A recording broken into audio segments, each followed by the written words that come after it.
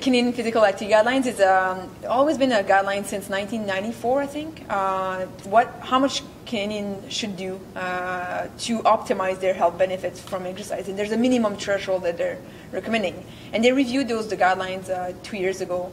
And now they're saying like you should do at least 150 minutes of moderate vigorous intensity of aerobic exercise. So anything that increases your heart rate to a certain level for 150 minutes per week.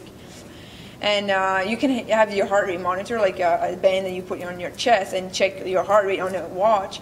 We say that you should be at about 55, at least 55% of your maximum. And the more you age, the more your maximum will decrease, and that's part of life. So the simple equation that you can use home is 220 minus your age. So if you're age 50, then it would be like your maximum would be 170. If that's theoretical, it might be a little more and a little less. Given like 10 to 15 difference, but like theoretically, like that you should be like about 170. So you go, your heart rate should increase at 55% of that to reach the minimum that the guidelines are saying. And the guidelines are not really done on a piece of paper out of the blue, like they're based on research, and research is showing that if you do this, then you have less risk of chronic diseases and optimizing your quality of life. Majority of Canadians will walk for exercise. The only problem is that we were saying, like in the seminar, is that only 7% of walkers are reaching the guidelines because most of it is intensity. So one way that we kind of working on right now is how many steps per minute you should do. So how many your cadence, how fast should you walk when you go for a walk? So we're using this small tool called the pedometer. It's really like cheap, easy to use and easy to find. And you should do at least, studies right now are saying that you should do at least 100 steps per minute.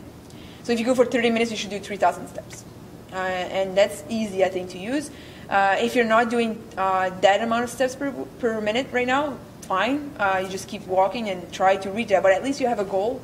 Instead of just saying, I'll just go and take some sun, like at least you have something, and it doesn't cost you too much. The difference is that you're asking your heart to work a little harder. If you do an hour a day, maybe you cannot do like a full 1 hour at this speed that I'm talking about, but maybe you could do like 10 minutes in your hour right now, and you do a little faster.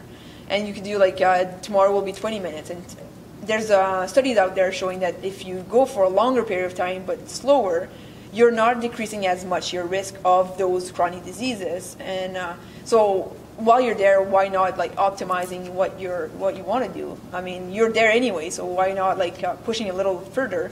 And you will be surprised to see how further you need to push. Like it's not that you won't sweat and be all red because you reach the guidelines. You need to be conscious that it's based on yourself, and the more you age, the less it will ask for. The body will ask for to reach moderate intensity. It's different from like younger kids and older people.